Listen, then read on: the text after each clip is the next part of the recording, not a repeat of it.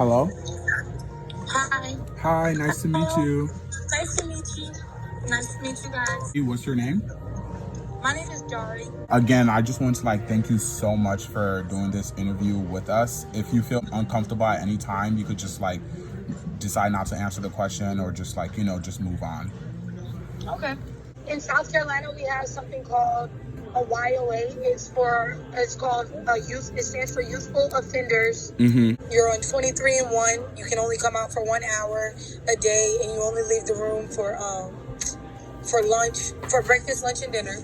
Like, basically, if you're not strong enough mentally, it can break you. I passed my mental evaluation, so I only had to do 18 days in receiving. The reason why I say it had an effect on my mental health, when you're there for the first 6 weeks, you can't get any visits like everyone else does. You can't get any phone calls. The only way you will be able to really talk to somebody, you're going to have to, basically tell them, look, I'm about to kill myself. And even then, they're not even going to let you talk to nobody. They're going to they're going to put you in a straitjacket. Like, you're going to make you be naked, put you in a straitjacket, and they're going to put you in lockup where you will not have anything. In lockup, the COs are supposed to go be doing rounds to check on everybody once every 30 minutes. A girl killed herself while we were in there. She actually hung herself. The COs who were there that night got fired because nobody understands how she was able to do that. Like, she died instantly because her neck broke. Her time of death, they were supposed to be able to find her possibly, and save her. But they didn't. It's traumatizing. It ain't traumatizing, but it is. It's traumatizing. I ain't even gonna say it ain't. It's traumatizing because nobody wants to have to deal with that every day. Do you think that you experienced any PTSD from being in a harsh environment like that? Yeah, you do.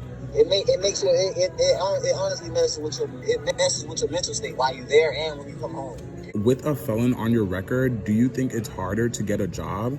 Do you think people resort back to their old ways because of that? It's most definitely harder because, it was plenty of jobs that I went to and they were like, oh no, we're denying you because of your background. That's with it. We work at a warehouse where they don't really they don't really care about your background. Right. We're blessed that we can get that opportunity. Before I got my car, it was so hard for me to find a job because I actually have to drive 45 minutes to get to my job. When you go to get your mental evaluation when you're in R&E, that's the only psychologist you talk to. It's no therapy back there, no.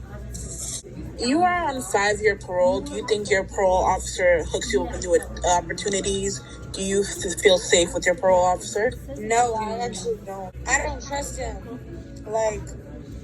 You don't trust your own parole officer? No, heck no. If he can send you back to prison, he will.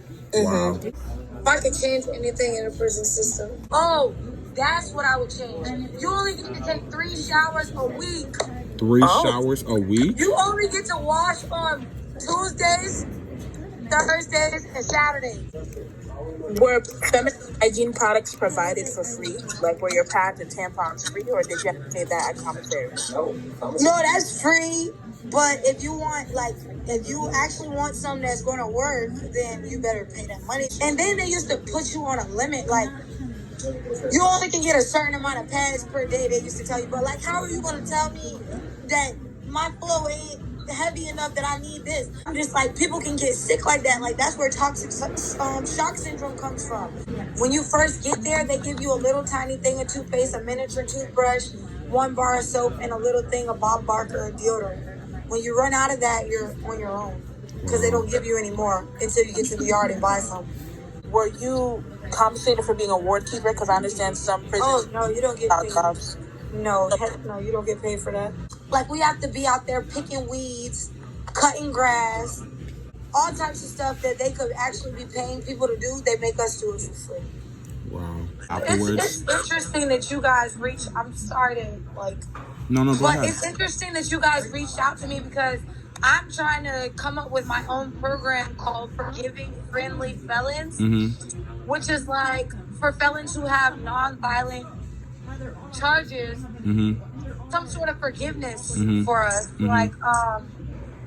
As far as jobs, places to live, those who are indigent, those who don't have the money, family support, to put money on their books and stuff, like some sort of packages, you know, for them, like you know, like hygiene. I feel like there should be something for those people like that, you know. Yeah.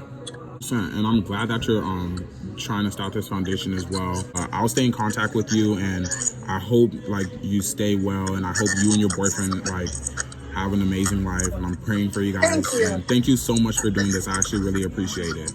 Okay, thank you guys. Thank you so much. Thank you so much. No problem.